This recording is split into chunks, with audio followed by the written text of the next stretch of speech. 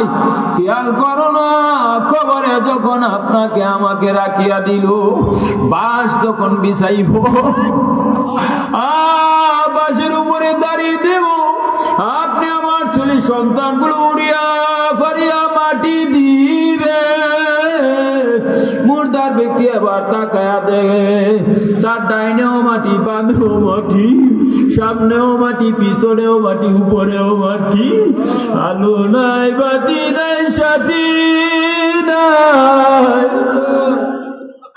ওই কবরে আমার মামলা ছাড়া উপায় নাই, উপায় না, কি যে উপায় হবে কবরে।